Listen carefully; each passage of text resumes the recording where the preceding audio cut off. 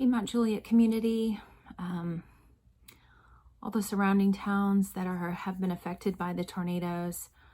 Man, I just have y'all on my heart and mind today. I've been kind of speechless about the events of the last few days, not knowing quite what to say, but I just really have been thinking about all that people are doing and the amazing ways that the community has been coming together and helping one another and moving things and clean up and providing meals and all of the ways that the community has come together to support one another.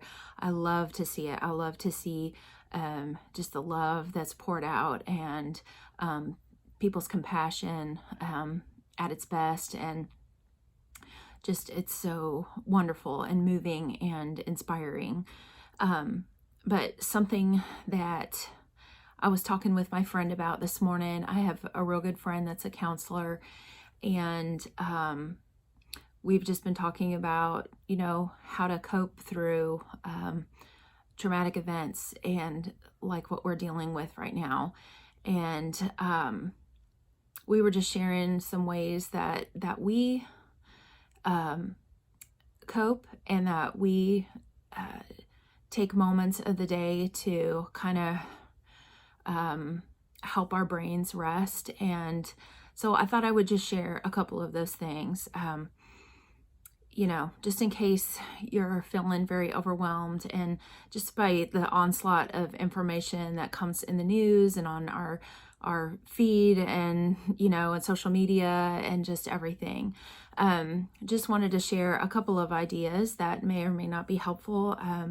I just care about y'all, and I think it's important for us to think about just being able to have enough to be able to give to others. So, because if we deplete ourselves and we keep going at 110%, it's just, we get exhausted and we aren't helpful to anyone. So I just encourage each one of you that are volunteering, even each one of you that have just are going through it, to just take a moment to just breathe, to sit and hold somebody's hand for a little while. You don't even have to say anything. I encourage you to maybe read something inspiring if that helps. Maybe it doesn't. Sometimes you just can't take anything else in. Sometimes it helps to journal. My friend and I were talking about it this morning. I have this journal that I picked up for like 50 cents at the grocery store. It's one of those just ones like this, but you can use any piece of paper or whatever that you have to scribble on. And literally, just expressing whatever emotion or whatever thought is in your head. Sometimes just getting it out of your head is a good thing. So like, this is what my page looks like. It looks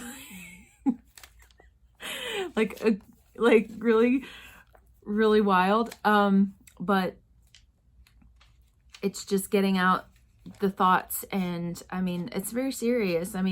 Being able to get it out to help us with our anxiety, to help us with all of the feelings that we feel as we go through something like this as a community. It's important.